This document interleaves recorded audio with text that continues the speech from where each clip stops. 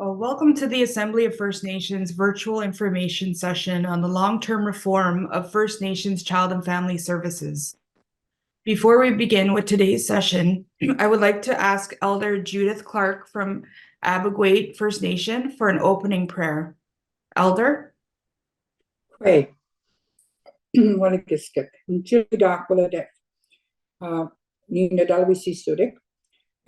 morning, all, and welcome. It's an honor to be here with you today.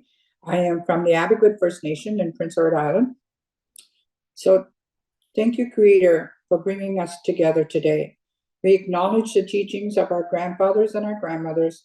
We have great respect for all living things, our connection to the winged, the fin, and the two and the four-legged animals. Our understanding to the connection of Mother Earth, the land, the water, the air, and all that surrounds us, and knowing our identity. Blessings to all who are suffering mentally, physically, emotionally, and spiritually. Bless our communities and our families, members that are sick, and our families who have continued care over them.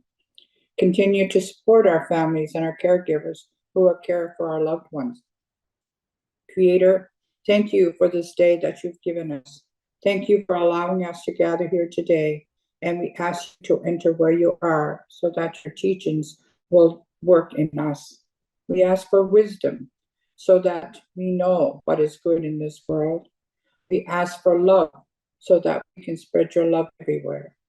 We ask for respect so that we know that everyone comes from one place, from you. We ask for bravery so that we will not be afraid to do your work here. We ask for honesty so that no one will lie or harm any one of us. We ask for humility so that no one will be superior to another. And Creator, we ask for truth so that we will see you in the future on our last day with clean hearts and spirit. And Sidnokama Walalio. Thank you. Miigwech, and thank you, Elder Judith, for your words. I just want to check and make sure that National Chief is joining us. She is out in BC for regional engagements this week. So we're just going to give her a couple minutes to make sure that she connects with us. National Chief sends her regards and wishes us well in today's session. So we'll just move on to welcoming you all to the fourth and final virtual information session on long-term reform of First Nations Child and Family Services, or FNCFS. My name is Lauren Dockstader. I'm the Associate Director of Social Development here at the Assembly of First Nations. I'm a member of Six Nations of the Grand River, Bay of Quinte Mohawk Band, and Wikwemkong First Nations. I will be the moderator for today's session. This session is streaming from unceded Algonquin Anishinaabe territory, and I'm joining from Boarding Territory, homelands of the Anishinaabe, of Batchewana and Garden River First Nations.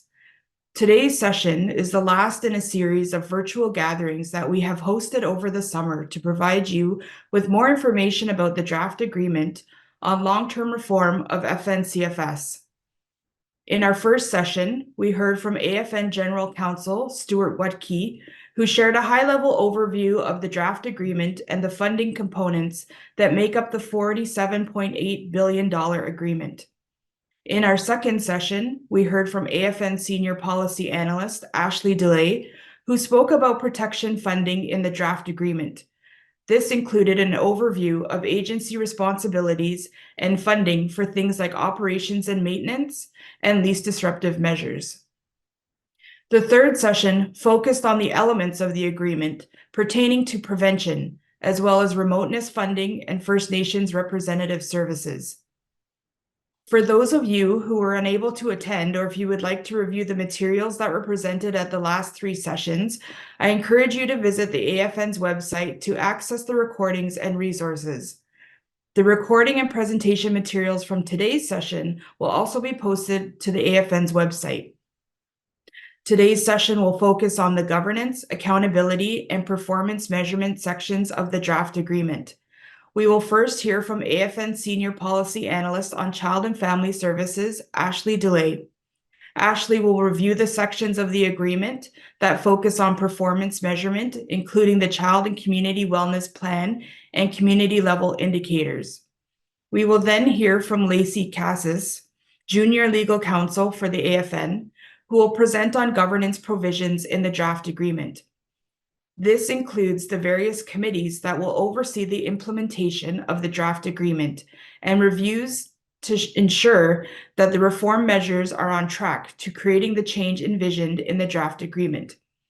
We will then hear from Maggie Wenty, Legal Counsel for Chiefs of Ontario at OKT Law. Maggie will present on dispute resolution in the draft agreement, including a comparison of the dispute resolution mechanism proposed under the draft agreement with the Canadian Human Rights Tribunal process. After these presentations, we will open the meeting to questions and answers submitted by participants.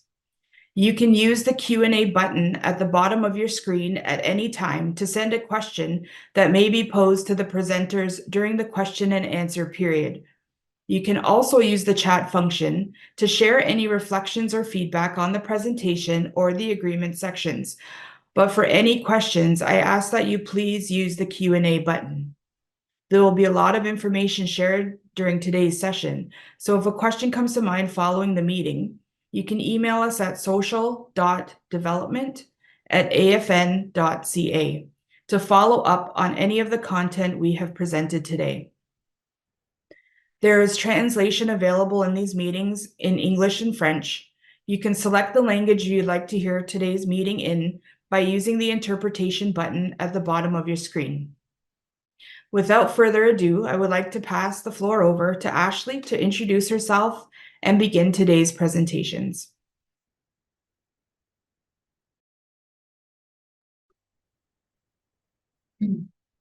Hi, everyone, and thank you to Elder Judith for opening us up in a good way today, and to Lauren for getting the ball rolling.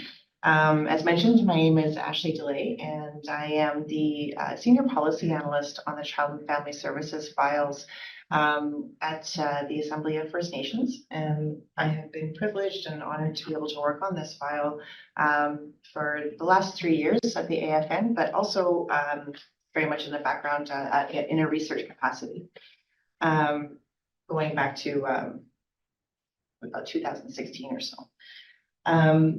So today I want to talk about the performance measurements. I will focus on the performance measurement aspect of the draft agreement. Performance measurement can be defined as a process to assess the efficacy and effectiveness and efficiency, rather, of any program. It's a tool to collect, analyze, and evaluate how on track a program is to achieve its desired outcomes, goals, and objectives. Data collection plays a key role in performance measurement and accountability in First Nations Child and Family Services, and is an important factor in preventing the recurrence of discrimination within FNCFS. So we know that these reform measures are mandated by the Canadian Human Rights Tribunal, following a landmark decision which found that the FNCFS program had been discriminating against First Nations children. So we have been tasked by the CHRT and through resolutions passed by Chiefs and Assembly to negotiate reform, and one of our main objectives is to ensure that discrimination does not reoccur. So one of the innovative aspects of the draft agreement is a set of child, family, and community wellness indicators that were developed and tested by the First Nations research collaborators, First Nations and agency research collaborators that worked with the Institute of Fiscal Studies and Democracy. That was a research that was directed by the Assembly of First Nations, and it focused on costing out reform, but also working with the research participants to develop a set of indicators. The set of indicators is called Measuring to Thrive, and there's a set of about 70 indicators that anyone can use. It's there as an option, something to draw from, but the full indicator set is not mandatory.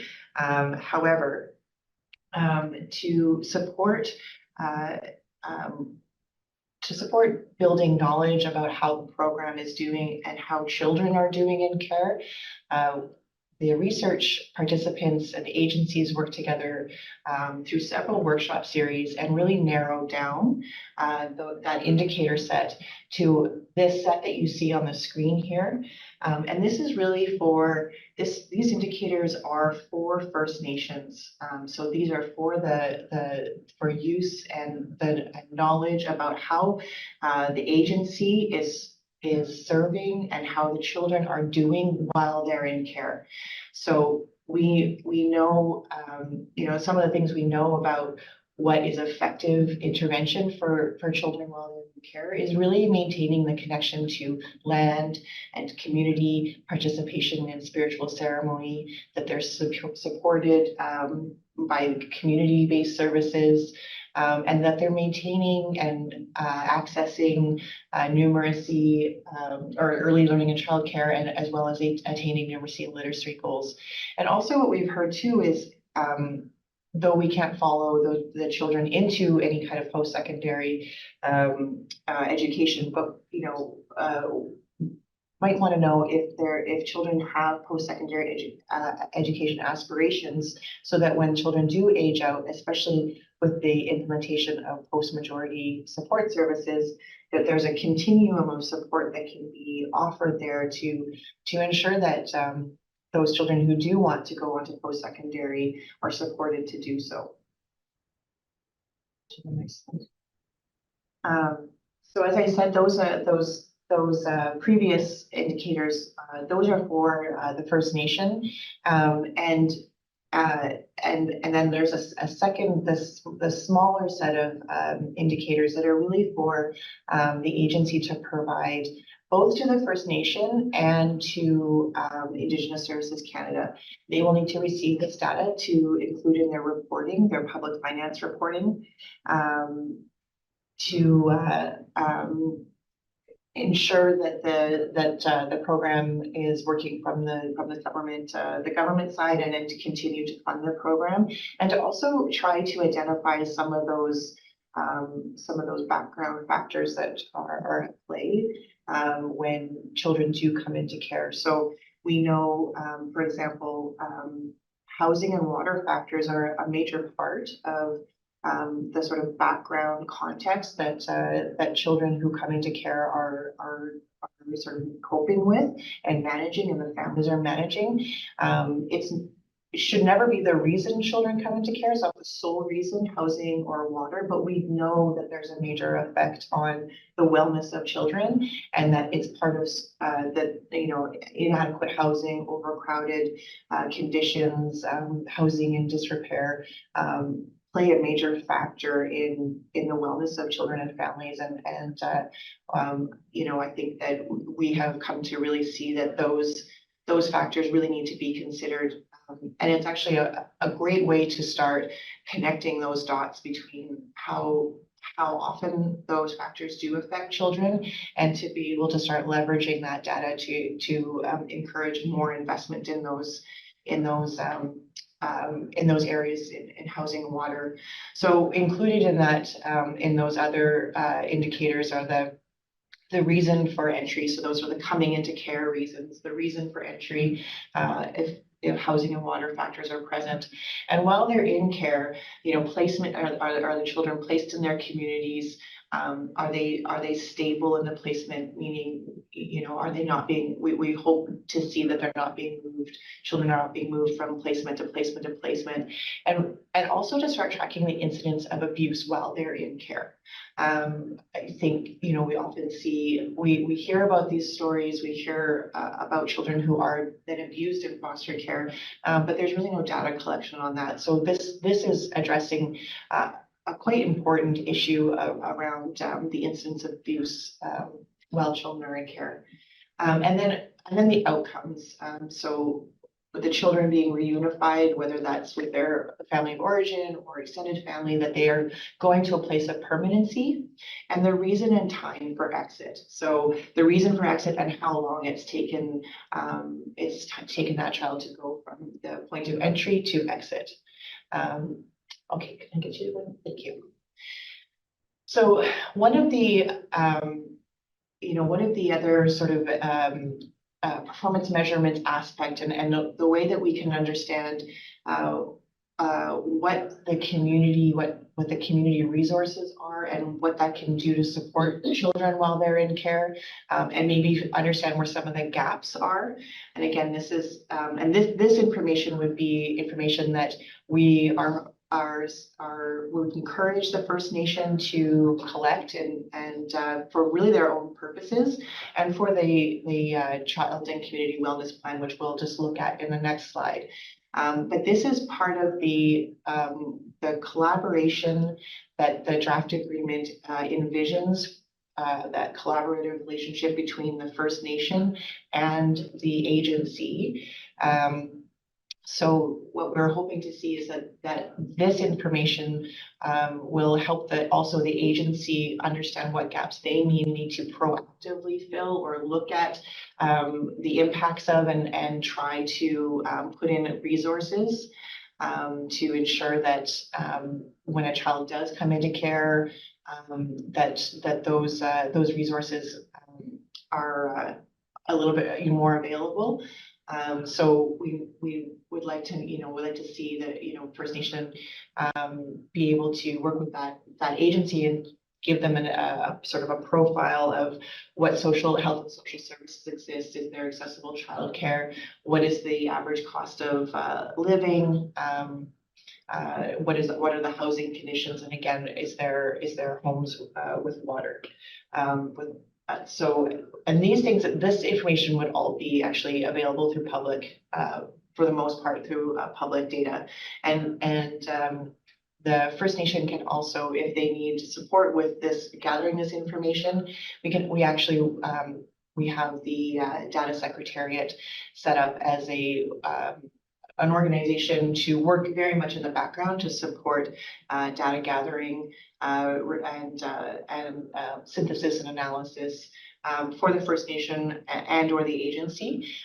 So there is that support in the background for anybody who needs it. Excuse me. Next slide, please.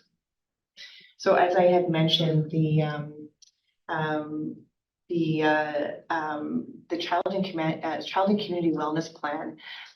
This is envisioned to be a tool for the agencies and communities to work on a collaborative approach. Not every agency and the First Nation have a good relationship. There are some First Nations that do have good relationships with their agencies, some very good collaborative work going on there, but that is not the case everywhere.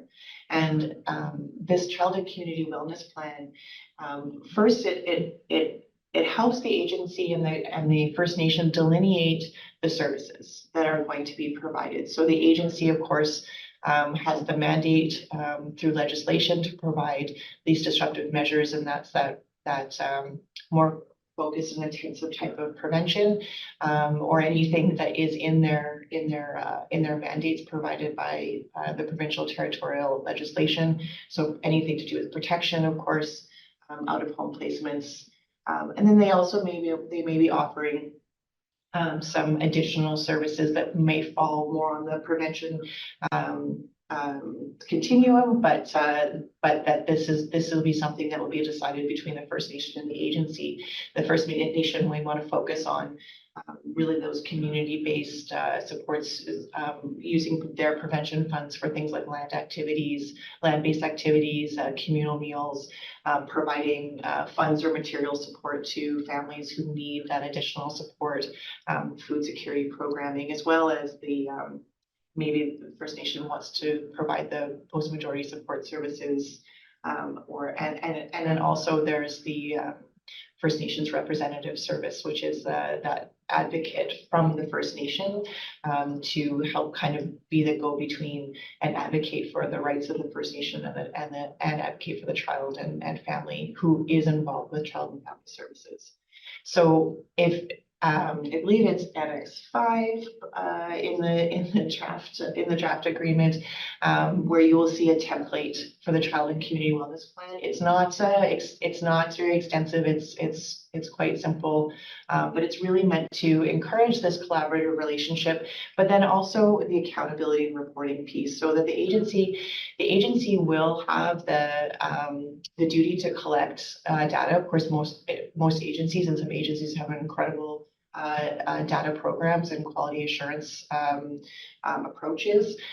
So that will continue, and then for those agencies, really the draft agreement really changes the direction of accountability. So what we've seen and heard is agencies are accountable to Indigenous Services Canada for their expenditures, but there's no accountability to the First Nation for the services they provide, and that's really looking to change that direction of accountability from ISK to the First Nation.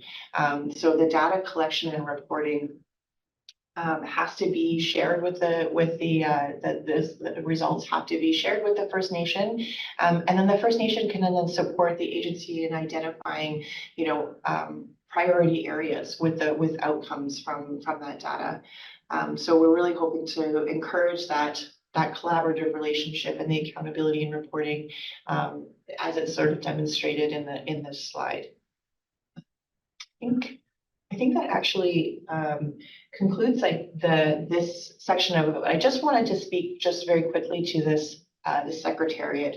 So working in the background would be a data secretariat, and really it will be at a regional level and then a national level. And there are some regions that already have something like this, and the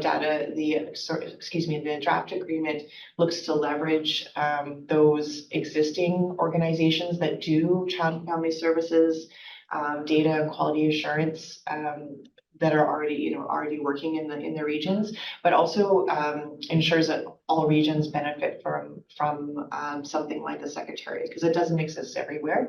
But what that organization would do is like I said, it would be independent, neutral, and it would be there just to support First Nations and agencies on the data side. They're in the funding structure.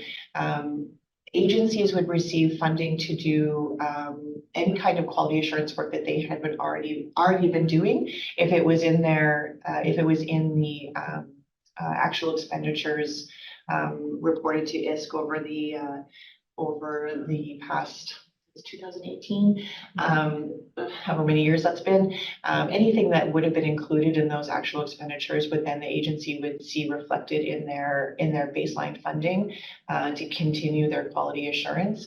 And then First Nations will also be receiving funding for under a expenditure category called results, and this is to support either the outsourcing of data analysis and data collection, or to actually employ someone in the office to do this kind of work. And if they wanted to, then also they have the secretariat to support additionally. And the second part of the secretariat's role would then to also take anonymized regional data, to synthesize it, pull it together, to start getting regional pictures of how the program is doing under reform at a regional level, and then again at a national level, to start pulling together. So broadly, we have data about how children are doing in care and how reform is doing. This is not something that we have for Child and Family Services now. The data we have is very, very, very limited to basically whatever ISC spends. We don't know anything about really the reasons children come into care. We don't know why they leave care. We don't know if children come back into care once they've been, once they've exited care. So this is the goal of the Secretariat too, is to support that knowledge building and ensure that the reforms are working as intended, and then inform any course correction that needs to happen over the years. And then again, we have a program assessment at year 5 and year 10, and that data will be key to those program assessment elements. I see that there's a question. Lauren, was there a question? Yeah, there was, and thank you, Ashley, for your presentation. So just before we turn to Lacey, I'm just gonna see if you can answer this question that came up in the chat that's directly related to exactly what you're talking about. Are agencies already collecting the pathways to and through care data now? So some agencies may be collecting this data and for use internally. So there definitely there's no mandate for the agencies to collect this data and these specific indicators and share them with the First Nation. And of course, it would be anonymous data, and there will be also some support for information sharing agreements, because we also understand that some First Nations may have a very small amount of children in care. So those are some considerations that would need to happen between a First Nation and the agency about how that data would be shared. However, of course the data would be anonymous, and it would to share with the First Nations. So right now the agency does not have to share that information. Some agencies may have information sharing agreements with their First Nations, but not all do. And again, this is about that accountability to First Nations, that piece, and really changing the direction of accountability.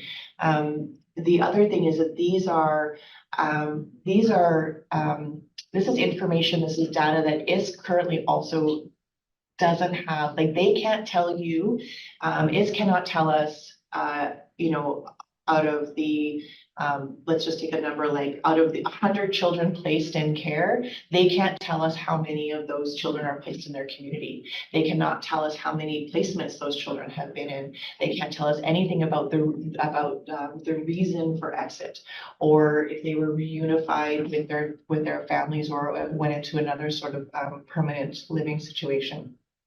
Nor do they really know, there's just really not anything known about the pathways to and through care at any kind of national level or regional level or the First Nation.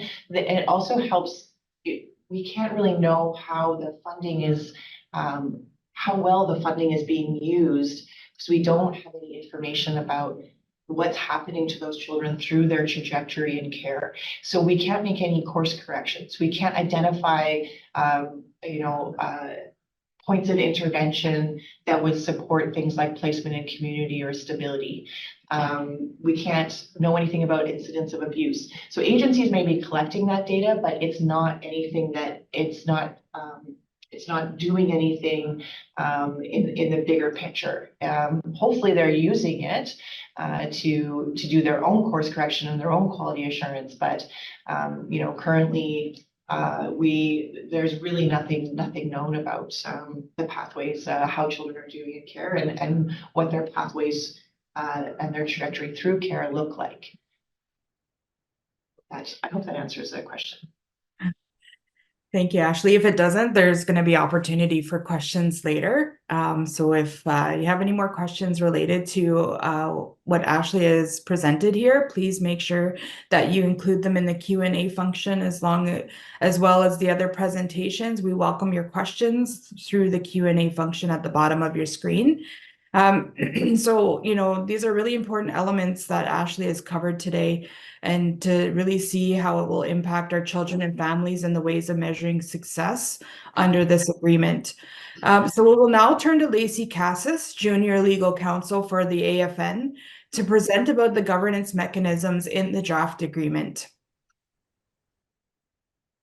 Thanks, Lauren. As mentioned, I'm the junior legal in-house counsel to the Assembly of First Nations and have been engaged on this file for some time now.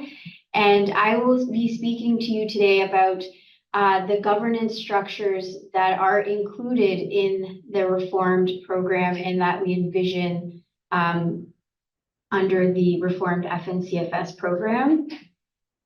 There are various technical committees, tables, secretariats, and at the central and core of the governance structure is what we call the Reform Implementation Committee, also known as the RIC, is its acronym. The RIC is at the core and really it provides an overview and oversight, I should say, of the implementation of the reformed FNCFS program, and it seeks input, recommendations, advice from various other structures that I've included in this table as well. So we have, for example, a national secretariat that also includes a regional secretariat. We have a technical advisory committee. We have a remoteness secretariat. And these are some of the structures that I will be speaking about today in my presentation. As mentioned, and my colleague Ashley alluded to, we have here a national secretariat that will be responsible for data collection and evidence generation. It will be a resource to the RIC that will make recommendations for reform. And essentially, it will support service providers through expert-led programming and capacity building. We also envision a regional secretariat as well that will provide more of a regional perspective, and will also provide support on data collection, analysis, and best practices that are informed by community input. The regional secretariat will be a resource to also the national secretariat and will engage with community and local organizations. And we also have a remoteness secretariat under the reformed FNCFS program who will undertake, again, data collection, analysis, and operational support, and will really act as a hub for best practices. Again, it is a resource to the Reform Implementation Committee, which we refer to as the RIC, providing recommendations for reform through the NARC Canada Remoteness Table.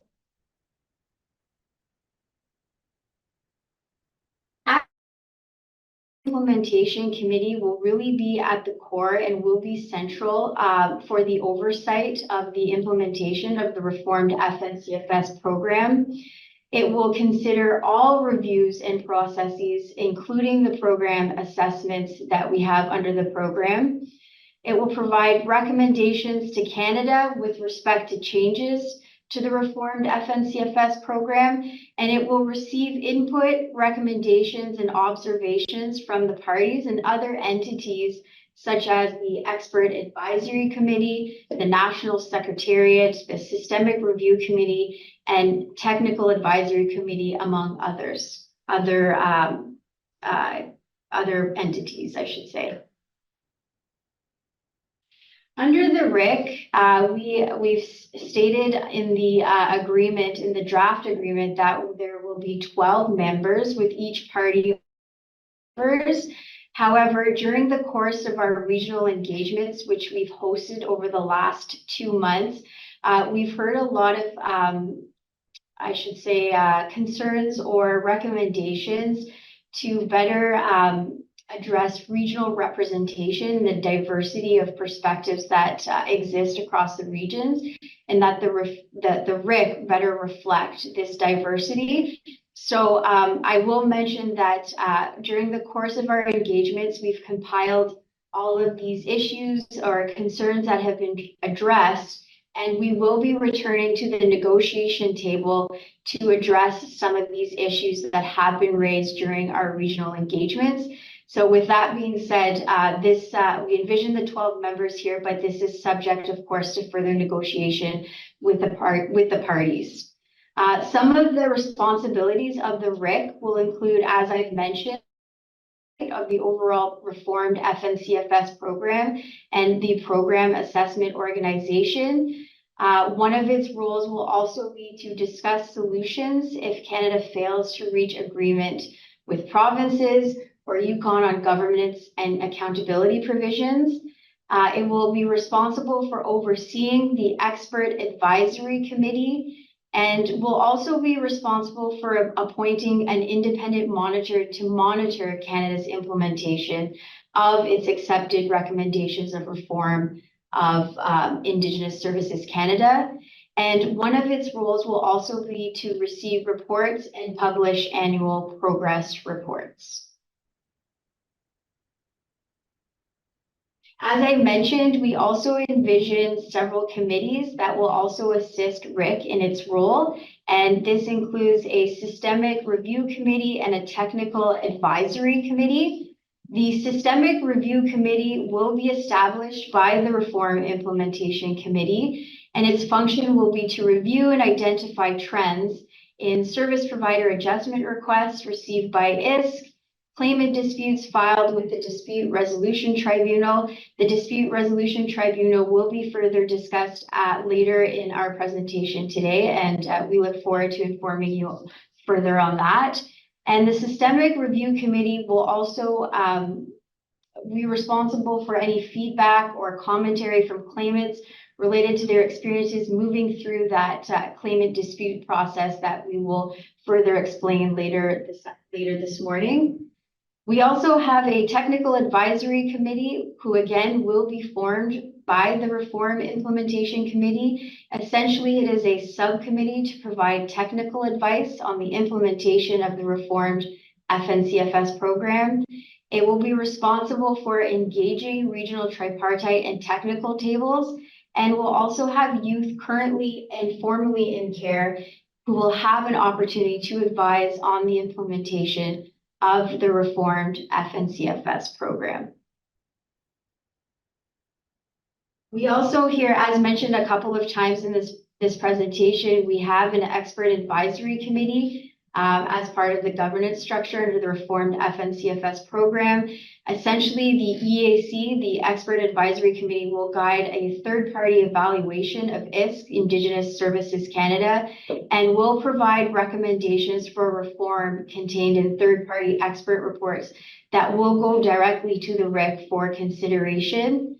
There also will be a youth in care network, and this network is to be independent and not political, regional, and national network for First Nations children and youth in care and young adults formerly in care. And under the reformed program, we also will have a program assessment organization that will bring urgent circumstances to RIC's attention during the course of the program assessment. It will also deliver a program assessment report to the RIC for its consideration. As mentioned, under the reformed FNCFS program, there will be program assessments conducted. There will be 2 program assessments that will be conducted by an independent organization.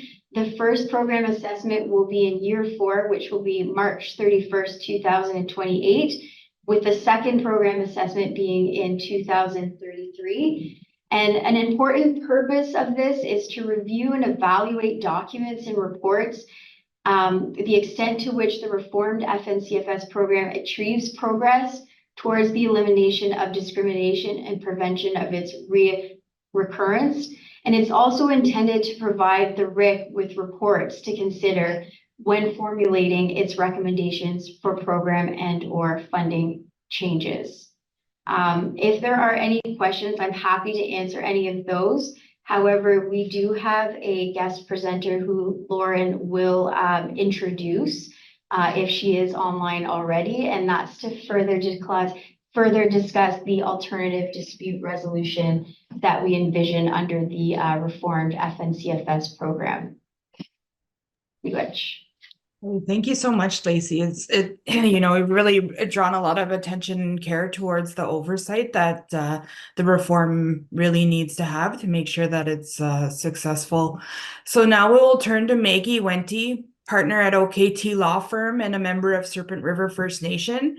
Maggie has focused much of her career on advocating for equality in First Nations child and family services and supporting First Nations to exercise jurisdiction over child welfare. In addition to her many past and present leadership roles, including with the Indigenous Leadership Initiative and Aboriginal Legal Services, Maggie was a commissioner at the Ontario Human Rights Commission from 2006 to 2015. Maggie will be presenting on the alternative dispute resolution provisions in the draft agreement. Maggie, the floor is yours. Miigwech, thank you. Welcome, everybody. I'm joining you today from the traditional territory of the Mississaugas of the Credit in Toronto, Ontario. And I'm really happy to have been asked to do the alternative dispute resolution part of the presentation today. As Lauren mentioned, I'm counsel for Chiefs of Ontario, who, as you know, is a party to this file. I joined the file in 2016 after the merits decision was won, but Chiefs of Ontario has been involved in this file since much earlier than that, because if you're not from Ontario, you may or may not be aware that in Ontario, this funding situation is different. And so how agencies are funded in Ontario to do their work is actually by the provincial government. And then the federal government reimburses the agencies for a portion of those costs. And that's pursuant to an agreement that was signed in 1965 between those two governments. And that's why Chiefs of Ontario had joined that litigation initially and has been at the table, because our situation in Ontario is quite a bit different because of that agreement. And the funding operates and flows in a really different way. Me and my team, because we had a lot of work to do in the negotiation of this agreement, me and my team were really involved in the negotiation of the alternative dispute resolution model. So they asked me here to present it, and I'm happy to do so. I am not in control of the slides. So Lacey, they're your slides, and we're gonna wing it. Thanks.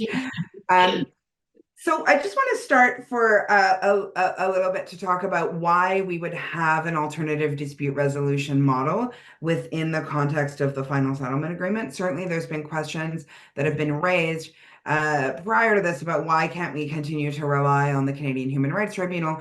Why are we seeking to supplant that role and replace it with something else?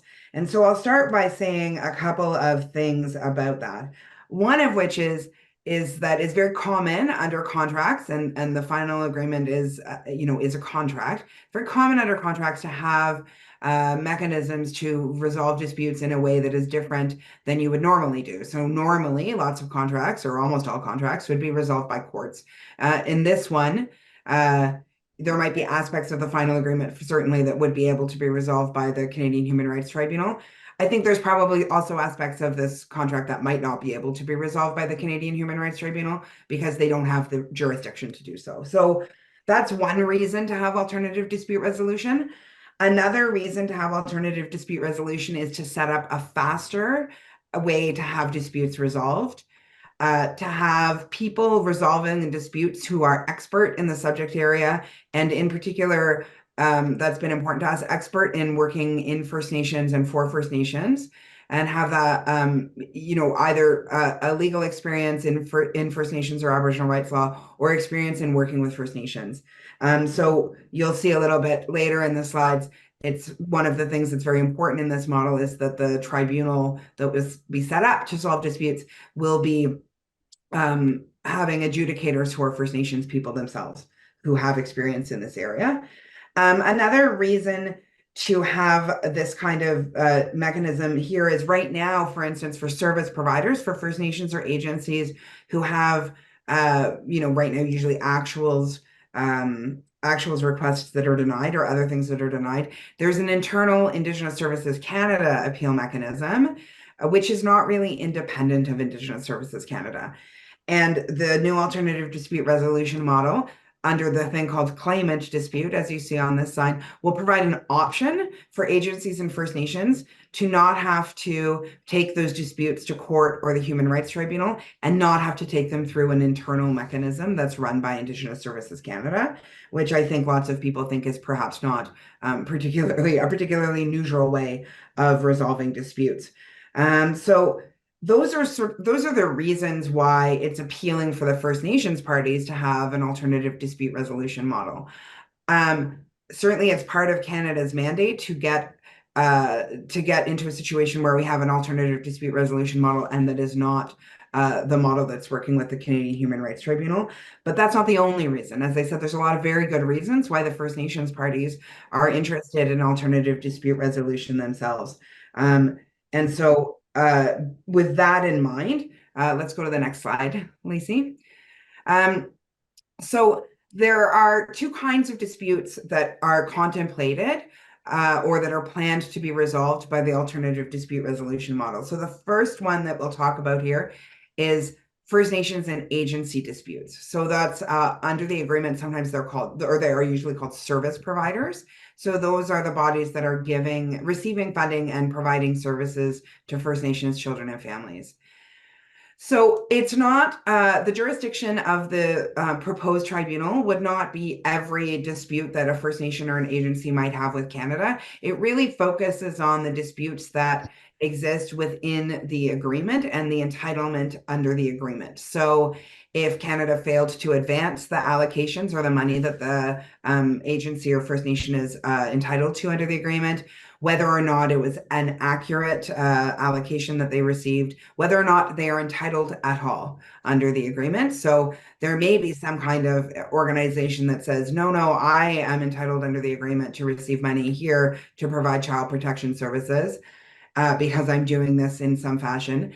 The tribunal would resolve a dispute if somebody brought it to say, yes, you are not entitled to receive money under this. Whether or not Indigenous Services has denied a funding adjustment request that comes from a service provider or a capital funding request. So it is intended to replace those models that have existed in the end or existed in the past. In theory, at least perhaps, if there becomes to be a Jordan's Principle agreement that has a Jordan's Principle agreement in the future, it might be something that might be able to be adopted for that, but that's for another day. So next slide, please, Lacey. So you'll see in the agreement, there's also a discussion about the eminent First Nations person. So that is a position that exists under the current agreement and also exists under the proposed agreement and also exists under the current agreement in principle. Because it is anticipated it might take, even up to a year or maybe a bit more to get the dispute resolution tribunal in place, there will be an interim way for disputes to be resolved, but only those disputes that are between the parties, i.e. COO, AFN, Anishinaabe Nation, and Canada, to resolve disputes about how the agreement is being implemented. And that person will talk to the parties about how those disputes will go ahead. We've had that person, we've had that role set out in the AIP since the AIP was signed, and certainly have drawn upon the expertise of the eminent First Nations person to assist at certain points throughout the negotiation of this agreement. And it's intended that they would continue to stick around until the dispute resolution tribunal is up and running. So next slide, please. So this is the slide that explains that, yes, until we have things running, there'll be an interim process and but it will only exist for the parties to the agreement, not for the service providers. The service providers will continue to go through the FNCFS appeals process as it exists now until we have the dispute resolution tribunal set up. All right, so what is the dispute resolution tribunal? So this is the body or the organization that will be set up and that's contemplated under the final agreement that will be the organization that solves both service provider adjustment both claimant disputes and First Nations dispute. here I see a question, who is the person and how to contact? Well, we don't have the person particularly assigned right now. And for this moment, they're not there to solve disputes from agencies or First Nations at the moment. So, that's, they'll be there once this dispute resolution tribunal has been set up. They will be appointed by Canada because Canada needs to be able to do that under legislation in order to have certain things work the way we want them to work, including in order to have subpoenas be issued, certain kinds of legal technicalities require that the tribunal would be set up by legislation. And so we don't have that legislation set out now. The parties will work together in order to get it going. And the dispute resolution officer will be supported by the president of the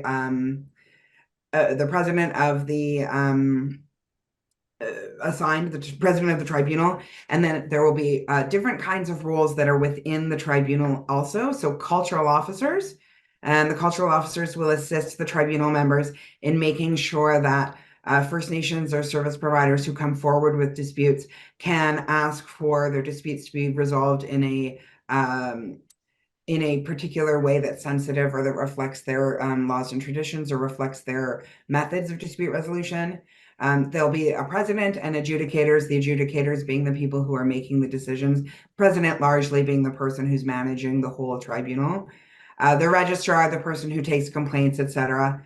There will be duty counsel. So for First Nations and agencies who have disputes to be lodged under the tribunal, there will be lawyers who will be made available at no charge to those First Nations and to those First Nations and agencies in order to assist them with filing complaints and provide them information with what their rights are and what the limitations of the dispute resolution tribunal are.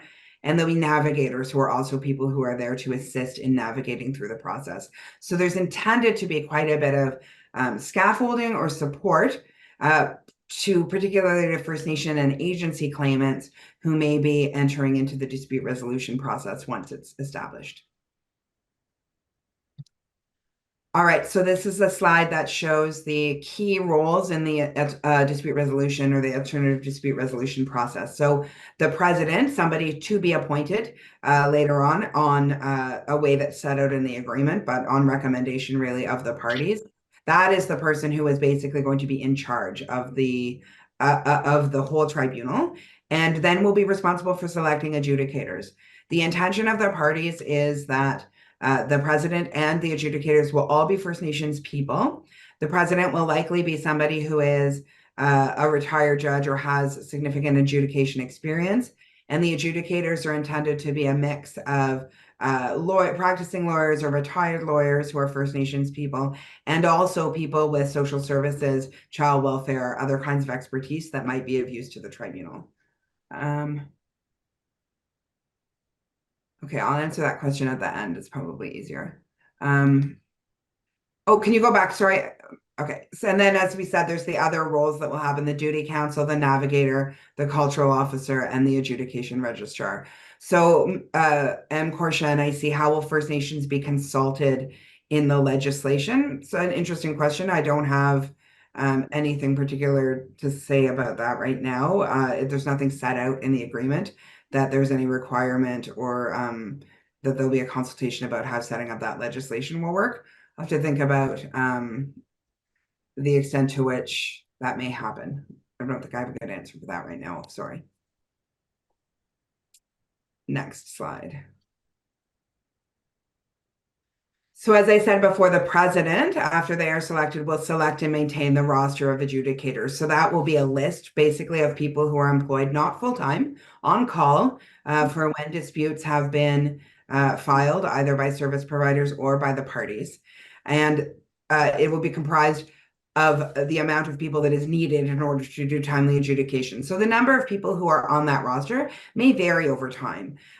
Usually we would expect probably that there might not be disputes in the first couple of years of the agreement, but that they may start to have more disputes later on. And the president will be empowered to make sure that the adjudication of disputes happens in a timely fashion. The timeline is set out in the agreement. And so the agreement sort of has this requirement that it be funded and staffed in a way that you can meet the timelines that are in the agreement. And that's how we ensure that it goes ahead. And then the president is going to aspire to adhere to gender parity and regional representation in the roster of adjudicators. So it will be up to the president to make the decision about how to do the recruitment and selection of the adjudicators, but there is a requirement for them to sort of ensure that there are people from all over the country, from different nations, in order to adjudicate disputes. Adjudicators will be selected based on the fact that they are First Nations people with expertise in child and family services or in human rights matters, social services delivery, child well-being, etc. There will be some practicing lawyers in good standing or retired judges who will be adjudicators, and persons who generally have demonstrated to be objective, reliable, and of sound judgment. So you may be familiar that there was, yeah.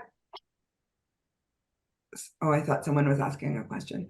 You may be familiar with some sorts of processes that happened before, particularly under the Indian residential schools system. There was a set of adjudicators as well. It won't be that different from that in some ways, in that people will be selected and be on a roster to solve disputes.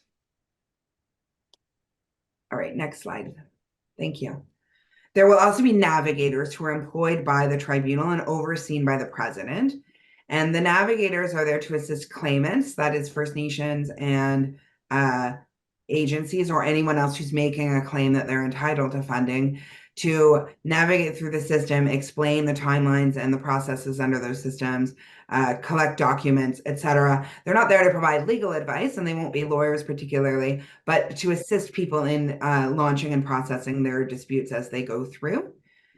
And then the next slide is, I think, about duty counsel, as I recall. Yeah, so the duty counsel is another addition that will also be funded and staff selected by the president as well, to help First Nations or agencies launching disputes with filing those disputes and getting advice about what it means to file a dispute, available to people who can't afford a lawyer and are looking for advice. So they will be there to assist people. It's intended to be a very accessible process. And the role of the cultural officer I had mentioned before as well. There will be a cultural officer or more than one, depending on the volume, I suppose. And the cultural officer is there to liaise with the claimant, the First Nation or the agency, and the adjudication panel, in order to make recommendations about how to conduct the hearing of the dispute and the procedure of the dispute in a way that is culturally appropriate, that respects Indigenous legal traditions on the request of the claimant. And so there may be protocols that they want. They may make recommendations about having the hearing, in the community, as opposed to having it online or having it in person in a city. They may have recommendations about elders or other kinds of ways that the hearing can be conducted that will be respectful of the nation or the agency where the claimants are coming from, and hopefully make it again a more accessible process for people to be able to use, that is rooted a little bit more in their traditions. So that is the role of the cultural officer. So what are the benefits of a binding dispute resolution? So basically, once the tribunal approves this agreement, its jurisdiction will end with respect to the orders that are in place. It'll continue on with Jordan's principle because there's no agreement about Jordan's principle. So this will be accessible to First Nations and agencies, but it won't be mandatory. First Nations and agencies are still entitled to pursue claims under the Human Rights Act if they claim that there's a discrimination component and not just a calculation error, if you will. And so they can have maximum choice in terms of which way they would like to pursue a claim, including federal court, the Human Rights Tribunal, etc. It's envisioned that the dispute resolution tribunal will have an ability to have more flexible remedial jurisdiction or provide different kinds of remedies or certain kinds of remedies to the court.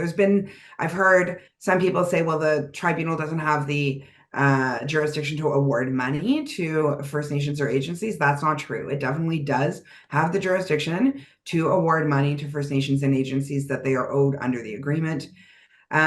It's intended to be faster, even faster than the Human Rights Tribunal, which has been quite slow lately, and hopefully will provide an easier and more accessible way to resolve disputes than through courts or tribunals with lawyers and experts, etc.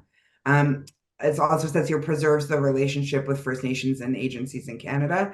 The intention is for it not to be a particularly adversarial process, to have disputes resolved so that those longstanding funding relationships, et cetera, can continue onward. It's another Maggie who asked this question. What's the most likely scenario that will trigger binding dispute resolution? So as I say, it's not a trigger where you automatically have to go to binding dispute resolution. It is optional. So there's two kinds of scenarios that I could think of, one of which is a First Nation gets its allocation for its prevention funding. And as we all know, prevention funding is calculated on the basis of a population count. And the First Nation says, whoa, whoa, whoa, that is a completely incorrect population count. That is not, you have to go back to the Indian registrar and recount. And ISC would look at it and say, no, it is correct. You could take that to dispute resolution. Another avenue or another thing that will probably be, I think, a common example is under the agreement, there's an ability for people to apply for service provider funding adjustment requests. So for an agency, that would be as if they're unable within their current funding envelope to provide protection services or statutorily required services, and they need more money. Because of unanticipated circumstances, really would be the reason. And for a First Nation, that they're unable to provide their prevention services in their current budget and they need more money. So, a really common reason that this might occur is if there was an emergency of some variety that was unanticipated, and a lot of the prevention or protection monies ended up being used over the course of a year. You would go to ISC and say, we need this under the agreement. There's a route that says we need this funding adjustment. And if ISC were to say no, that's something you can take to dispute resolution as a service provider and try to have that resolved. And the dispute resolution tribunal could make an order that yes, your funding has to be increased for that year or for future years. So that would be a sort of common situation, I would think. AFN will not, how will AFN consult? So AFN doesn't in fact consult, or AFN doesn't appoint the president themselves, but how it's envisioned to work is that the Reform Implementation Committee will be making the decisions about how to appoint the president or making recommendations about appointing the president. And so using the mechanisms that the members of that committee will use in order to gather feedback, et cetera. I'm just seeing these questions. Okay. All right, next slide then, please. Oh, no, sorry, still slide. So same slide, just same title, different content. So the tribunal will provide administrative support and the registrar will all be funded by Canada. This is funding that comes on top of the funding that was recommended by IFSD and that was negotiated, and any funding that was negotiated in addition to that through the negotiations process. So it should be very clear. I want everybody to be very clear that this money isn't coming from service money that was supposed to be going to First Nations children or that was supposed to be going to First Nations and agencies. It was negotiated on top of what was already recommended and what had been agreed to. So the reason why it's going through legislation is for the president to have authority. It has to be to make binding decisions and also to be able to access the federal court for appeals, to issue subpoenas, to do particular kinds of things. Having it done through a legislative process by Canada is actually the sort of most surefire way to have the dispute resolution procedure be binding and effective in the way that the parties intend it to be. As said before, consultation with the parties in terms of the appointment of the president. We did hear the question from the floor about how will the First Nations themselves be consulted through that. That's a bit of an evolving thing. So it's a good question to ask, and we'll note it for sure. And the president will, as I said before, be a First Nations person with expertise in either a retired judge or a retired adjudicator. All right, so that's the end of this portion of the presentation. I'm happy to take more questions about dispute resolution. There are very detailed procedures that are set out in the final agreement about dispute resolution that are sort of the procedure that we'll go through. But as we said before, so it's laid out there, but the intention is, of course, also that there will be people to assist claimants along the way in order to provide them with guidance and make sure that they're accessing it in a way that is effective for them, should it come to be. Thank you so much, Maggie, for all of the information you're sharing with us today. Just a reminder to those of you who are watching, you can use the chat Q&A, the chat function to share any thoughts or feedback, but also you can use the Q&A button at the bottom of your screen to submit a question to the presenters. We heard about performance measurement, governance, the alternative dispute resolution process. So if you have any questions for Maggie, Lacey, or Ashley, please submit them through the Q&A function. Also, as a reminder, we will have today's recording and presentation materials available on the AFN's website following our webinar in the days to come, as well as our previous virtual presentations have already been posted onto our website. So now we have about 40 minutes for questions, and I will be directing this first question to Ashley. Could the pathways to and through care data help to answer the question of whether discrimination has been removed from the system or if substantive equality has been achieved? It's a good question. Thank you for that question. Yes, I think that, all of the data that will be collected goes towards answering that question. One of the things that Lacey spoke about was the systemic review committee, and that's the kind of information that would be really valuable to the systemic review committee to start evaluating data for emerging discriminatory aspects, so that we can again do that course correction on whatever may emerge. The questions or some of the indicators. So, for example, the water, the factor, the water of housing and water, what impact those challenges have on bringing children to care, and the context in which those children are coming from with regards to water and housing.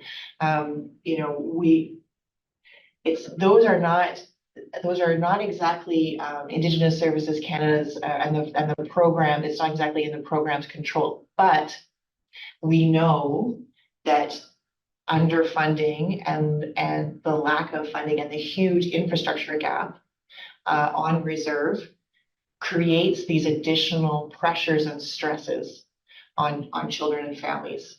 And there's a discriminatory aspect to that needs to be evaluated in the context of child and family services. So there's all of these additional knock-on effects that really need to be better understood, and those are some of that information, that data can be really, really important to understand, rooting out that where discrimination leads to overrepresentation of children in care. So one of the other aspects is stability and being placed in the community. Lots of child and family services literature, will tell us that and not just literature, but First Nations themselves, that the outcomes for children who are placed in their community, placed with families or extended families, grandma, grandpa, aunties and uncles, the outcomes for those children are much, much better, and it's more in keeping with the ways that First Nations would have managed these challenges in their families on their own without any involvement from the government of Canada.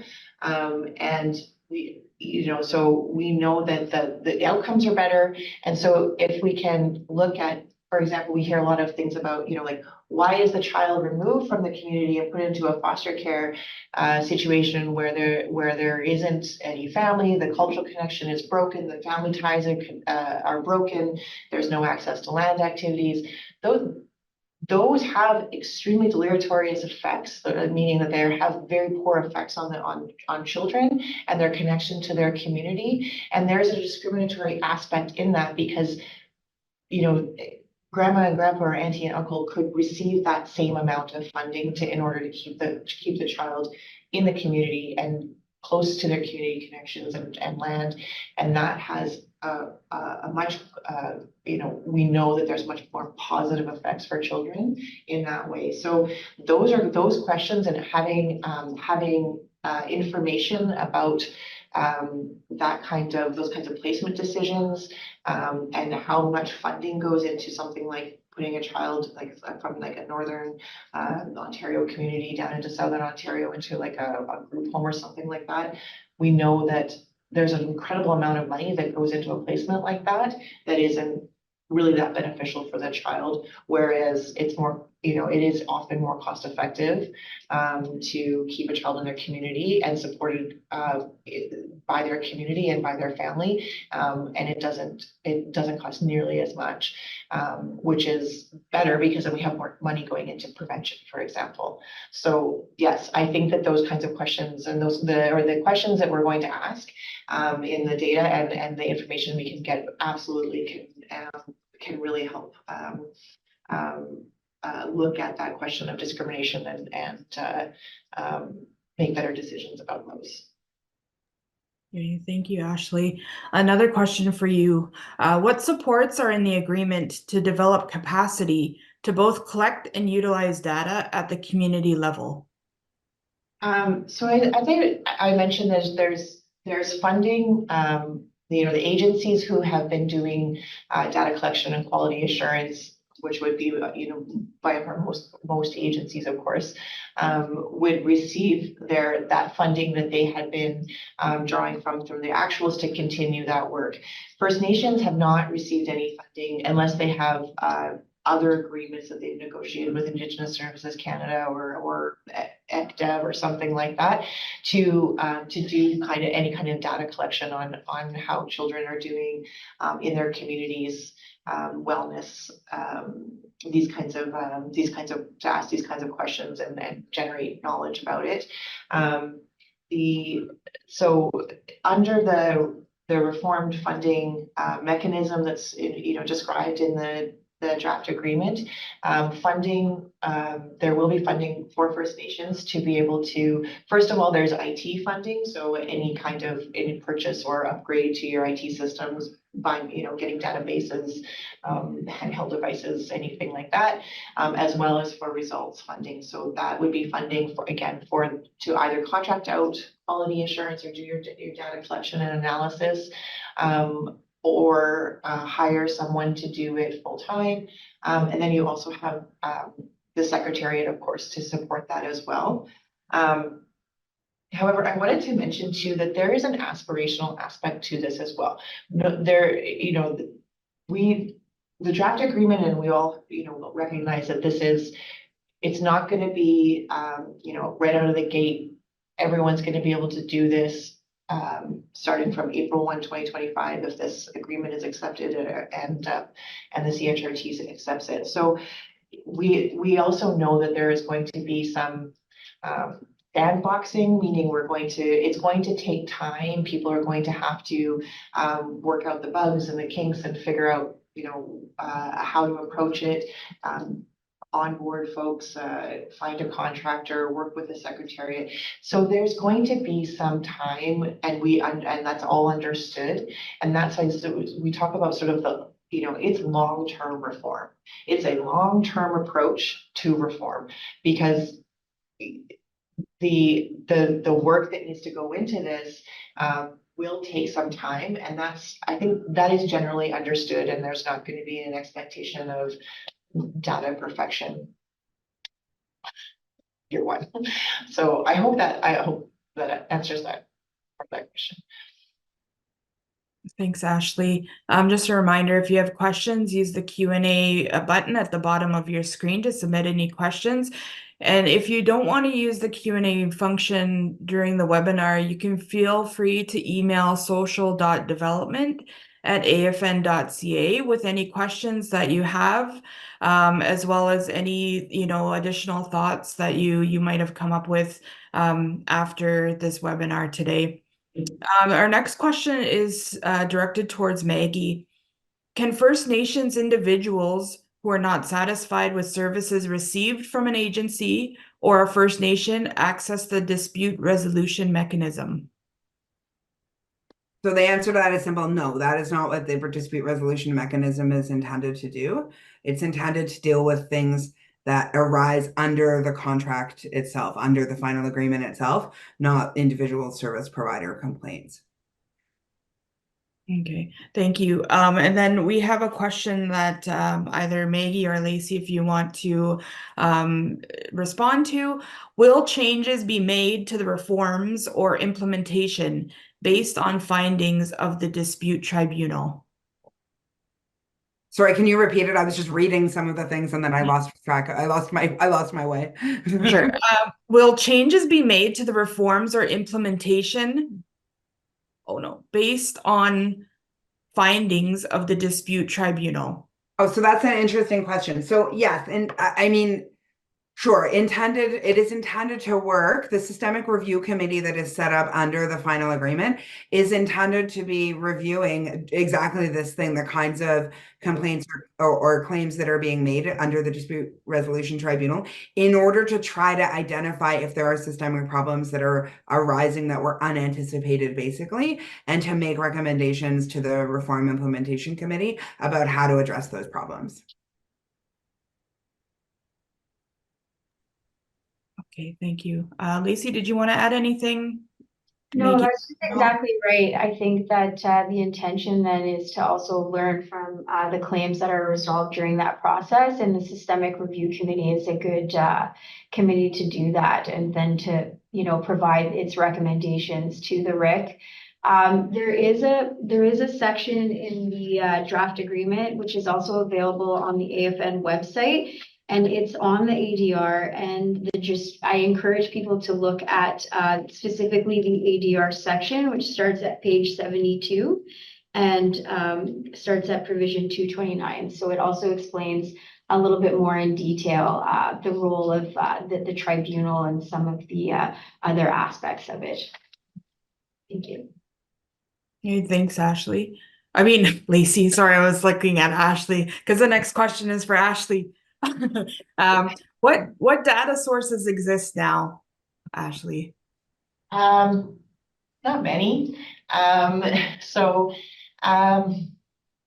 You may have data at regional levels or like more concentrated level. BC, for example, has a really fulsome reporting for children in care in general, and then there may be breakdowns of how many children are in care, like at any given time. Usually it's sort of snapshots in time. So you get, you'll get like a bed count, for example. Sometimes I've seen that in available data, they call it a bed count. So how many children are in the system at a given time. Again, don't know really anything about what brought the children there, don't know anything about their context. We don't really know anything about how they're doing while they're in care, reasons for exit, these kinds of things. So that's, you may find that sort of provincial data, but again, we don't have really any good like more granular information about it. There's also the First Nations incident study, which it's again another sort of snapshot in time study. It began in 2005, and the last cycle was done in 2018. So data was collected in 2018, and the report came out 2020. So again, that's a survey of agencies, and it looks at, there are some, we actually, most of our information, most things we know about children in care comes from these reports. But as I said, the last time there was any data collected on was 2018, and before that it was actually 2008. So there's a huge gap in the data. But what we do know from those reports, and they're really the ones that are relied on the most, is that children are still overrepresented. That hasn't changed, and in fact it had increased from 2008 to 2018.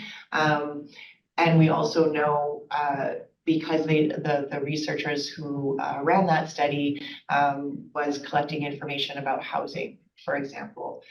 So we know that there are, some of the stressors created around housing or finances in the home, some of those like contextual factors. We start to build a picture of it, but those are those studies are done with funding from the government, not even Indigenous Services Canada. It's done through the Public Health Agency. It depends on the researchers being available to do the work, and we haven't seen another one of those, and we probably won't see another one of those. So, to fulfill, especially to the calls to actions around data collection from the tribe, the Truth and Reconciliation Commission, we can't really wait around for the government to collect this data. This should be data collected, sort of by First Nations for use of First Nations, and it's not how children are doing, to know how children are doing, hold agencies accountable, but also to hold governments accountable for their funding decisions, and to be able to advocate for additional funding. That's something that there's no data available at a regional or national level to really be able to say, like, this is where more funding is required, because the knock-on effects for First Nations children are much greater throughout the system than for other children. Thanks, Ashley. Maggie, if the tribunal is legislated, how does it potentially overrule C-24 First Nation laws? Since we are drafting written versions of our laws in the absence of other federal CFS legislation. So I think the question is related to laws that are drafted under C-90, what used to be called C-92, which is an act respecting First Nations, Inuit, and Métis children, youth, and families. So I'm going to answer it on that basis. If I'm wrong and there's another law you're talking about, please let me know. So you're quite right. There's lots of First Nations who are in the process of drafting their laws that will then have the force of federal law, once a coordination agreement has passed or the time under the statute has passed. So the short answer is that there is nothing in the dispute resolution tribunal process which has anything at all to do with First Nations laws. It has almost, the final agreement has almost nothing to do with First Nations who exercise jurisdiction under C-92.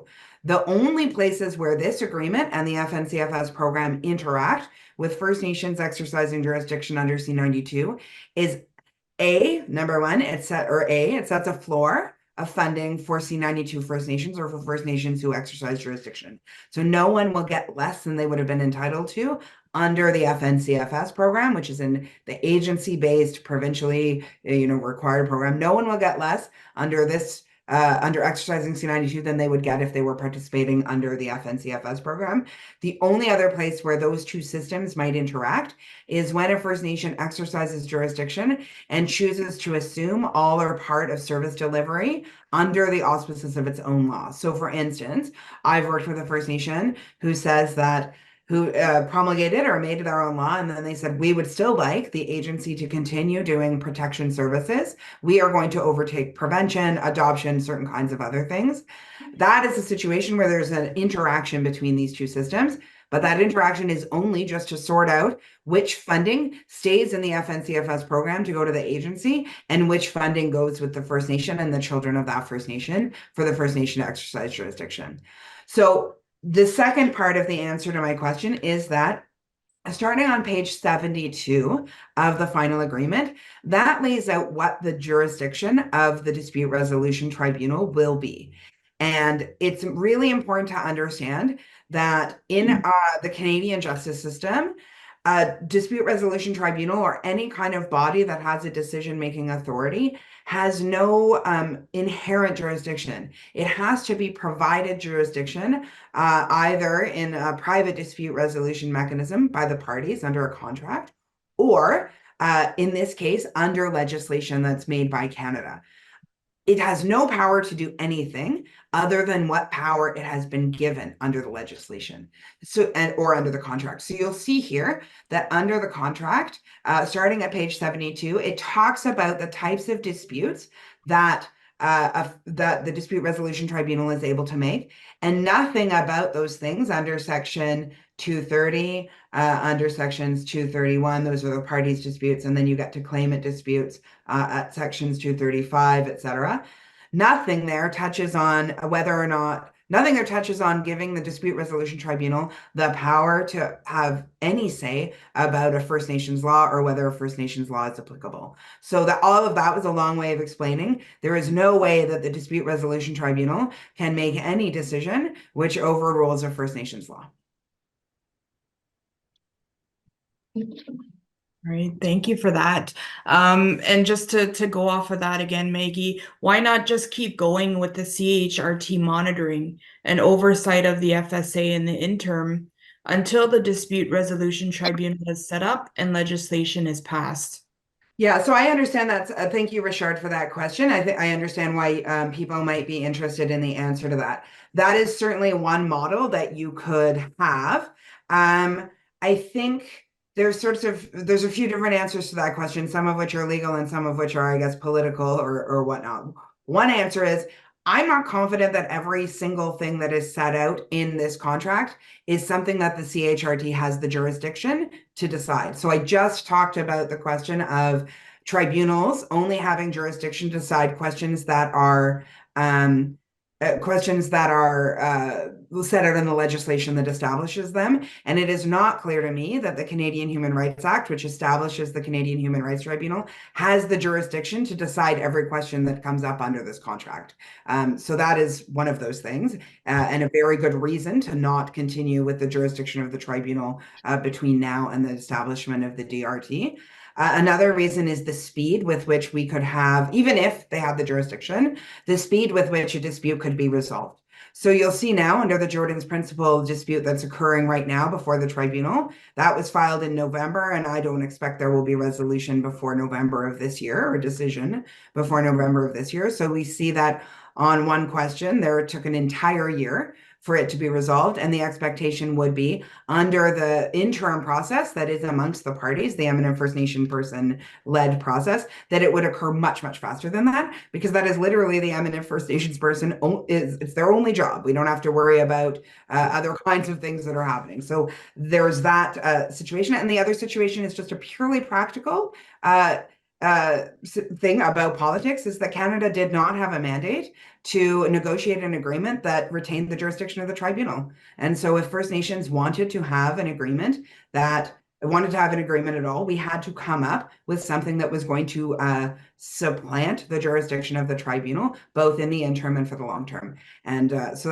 that's why it is set up in the way that it is. Amazing, thank you for that. And this next question, Maggie, is regarding paragraph 333.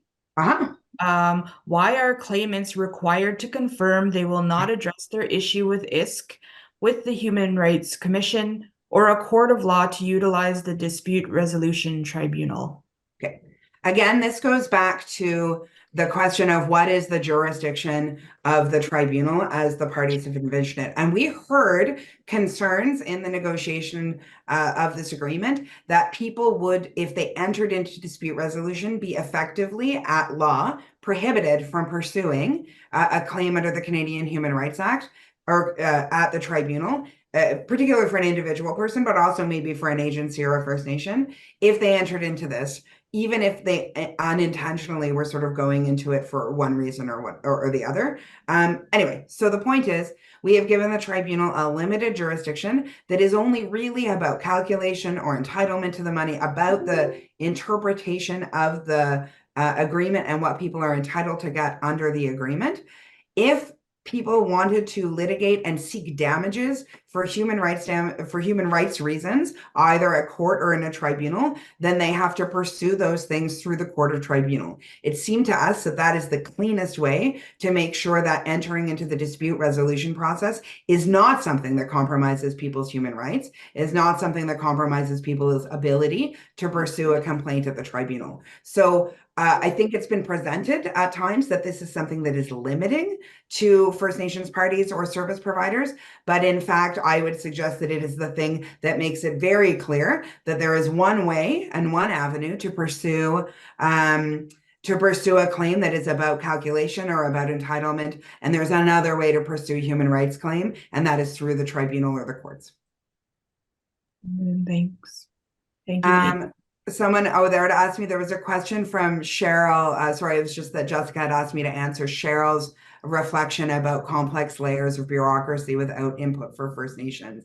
So that was a comment that Cheryl had said, and I mean, I think there wasn't a question really embedded in it, but what I would say is, sure, that's obviously people will have differing opinions about whether or not the governance mechanisms that are embedded in the agreement are effective, or whether they're bureaucratic and not serving the needs of their First Nation. And, you know, those opinions are all to be respected. I think the perspective that I have personally, and the perspective of my client, Chiefs of Ontario, is that those are governance mechanisms that provide for a kind of accountability and a kind of ability for First Nations parties to co-manage or to have more say within the operations that has ever been offered to First Nations before under any social program. So, and some people may not like that, and that's just a differing viewpoint, I guess.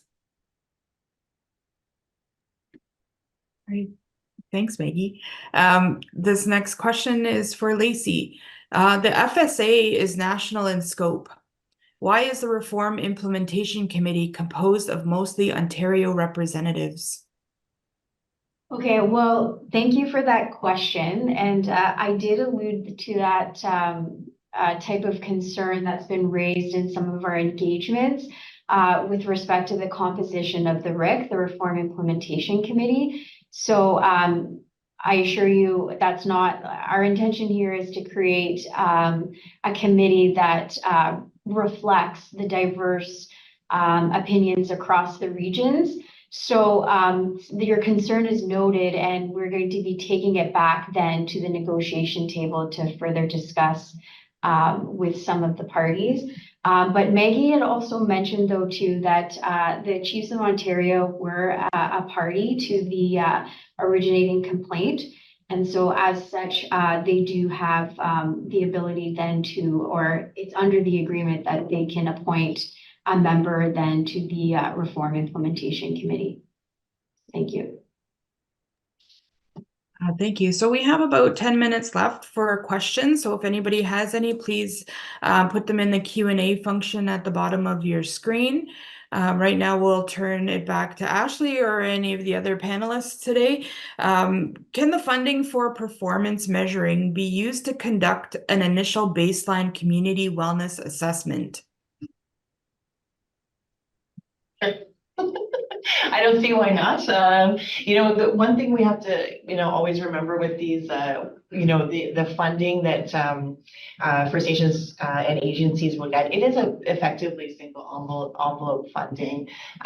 You will get a pot of funding. There will, you know, you may see that what we call it's notionally allocated. So you'll have maybe some amount of funding that will be allocated to results or to IT, but you may not want to use that money in exactly that way or exactly that amount of money for exactly that purpose. And you may, you know, if your priority is to do a baseline assessment of community wellness, that I don't see why you couldn't use any of your results funding or to do that kind of work. I mean, that's a great idea.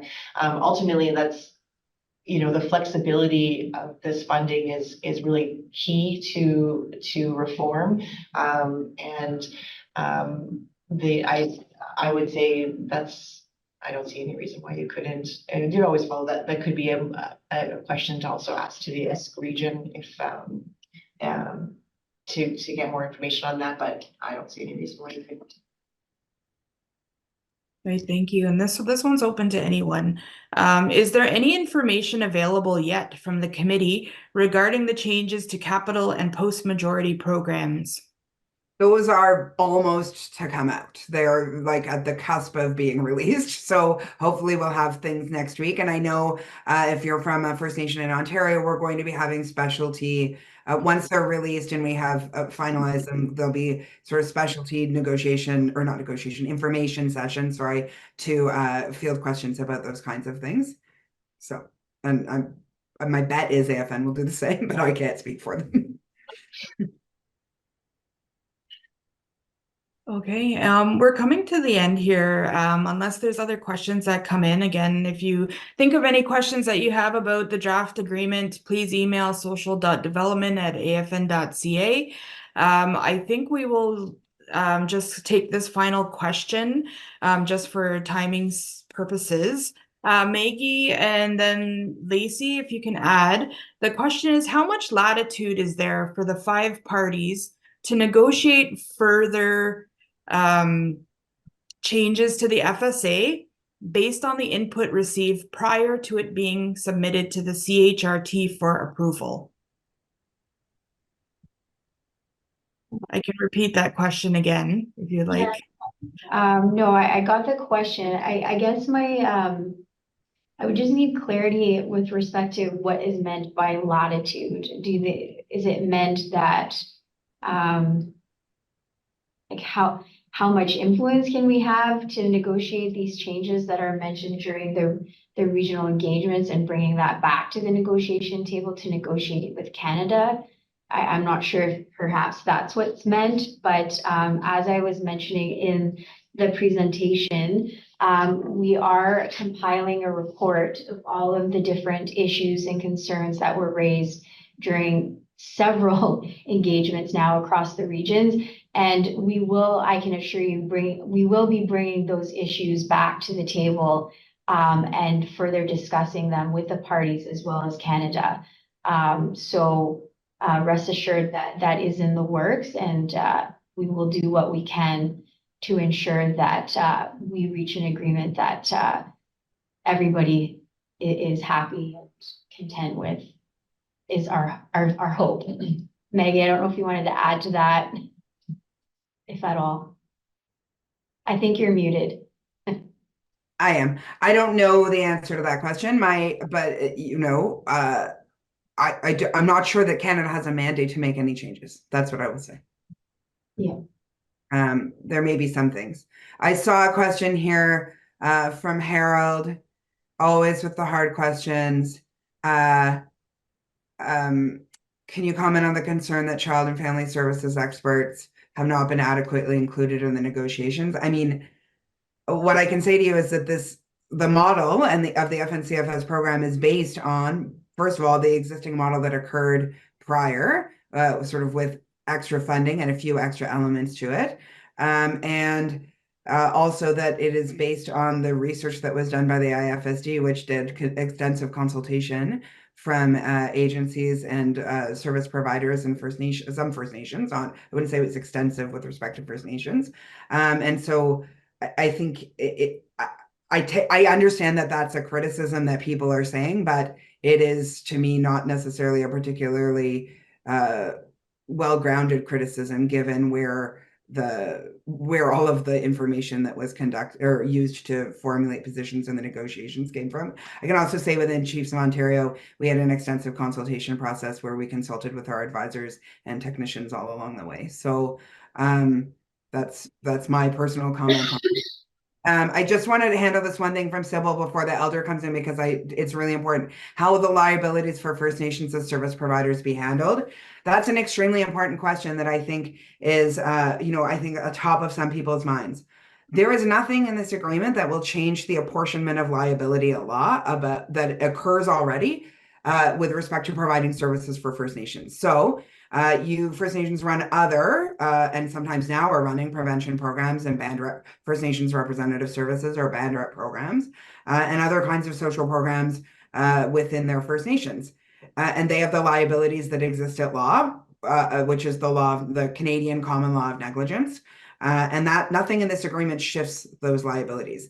Is there increased liability or increased possibility of liability when you take on more service provision? Absolutely. And it's really important for everybody to make sure that they are doing the things that you do in order to ensure that you know what the duty of care is to the people you're serving. You know what the standard of care is for the people that you're serving, and you are meeting that standard of care when you're delivering services. But it is not a change to any apportionment of liability. That continues to exist. There is the ability to use the money that is under the agreement for insurance, which is how you manage liability. So you manage it on the service provision end by making sure that you have adequate policies and making sure that you are providing services in alignment with sort of generally accepted practice. And on the end where the worst case scenario, something happens, you manage it by having insurance. So that is the agreement is not intended to disrupt anything about the normal operations of First Nations. Okay, thank you. I just want to note that there are a few more questions that have come in. However, we won't be able to get to them today, but we will follow up via email with anyone we didn't get to respond to. I just wanted, before we ended, and because it's our final virtual information session, if any, Ashley, Lacey, or Maggie, if you have any comments or things that you want to speak to that we haven't covered or that you just want to share, I'll do a quick go around before we close officially with our elders. So Ashley, if you have any final thoughts or comments you want to share. Sure. Thanks, Lauren. I thank you all to all the participants and again to the elder for being here today. We actually really enjoyed doing these sessions and answering questions. I wanted to also speak to the concern that First Nations and like agency experts have not been involved. The negotiations happened at a very accelerated level. We were in negotiations 4 days a week, 8 to 10 hours a day for months and months and months on end. Leading up to that, however, there had been many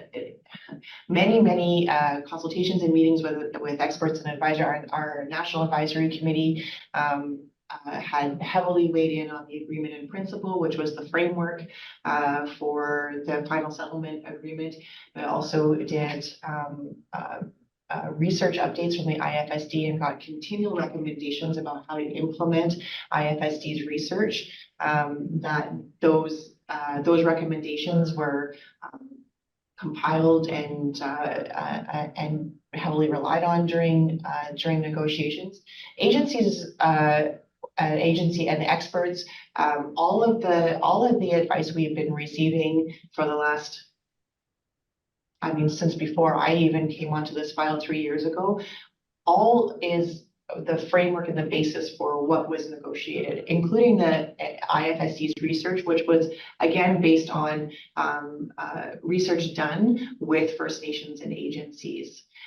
So First Nations and agencies have been the drivers of the information and the sources of information that were leveraged to negotiate this agreement.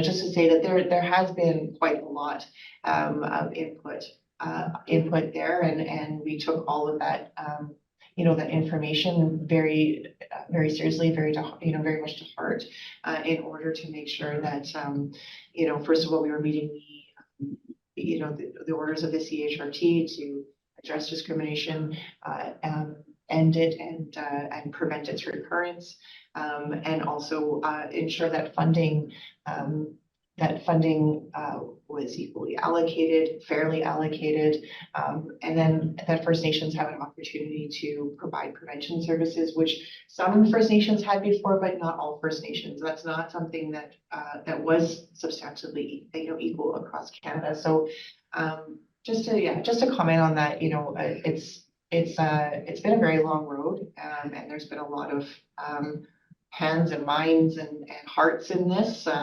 and much of which comes from the grassroots level. Thank you. Hi, just quickly, thank you so much for everybody's time today. And I just wanted to note that we do have a bunch of resources available on our website, including the draft agreement. So I really encourage those that are interested in specific sections, particularly on the governance pieces, to take a look at that.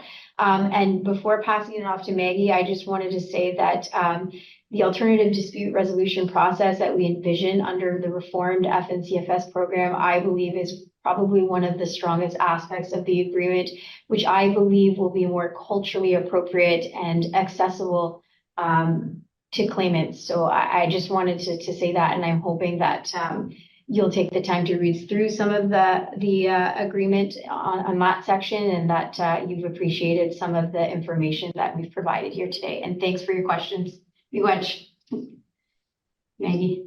Thank you to the elder for being here to accompany us. And I just want to say thanks for inviting me along to participate in this discussion. Bamapi.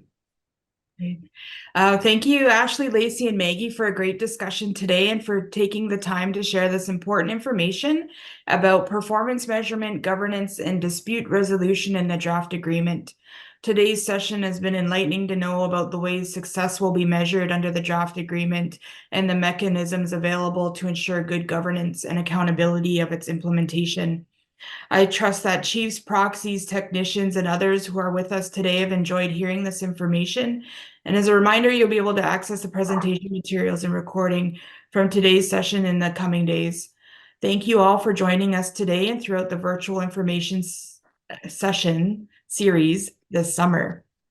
I would now like to turn the meeting over to Elder Judith Clark to provide us with a closing prayer. Thank you. I'm very honored to be with you today. And as I listen to the procedures, I think about, as a mother and as a grandmother, I always think about our children.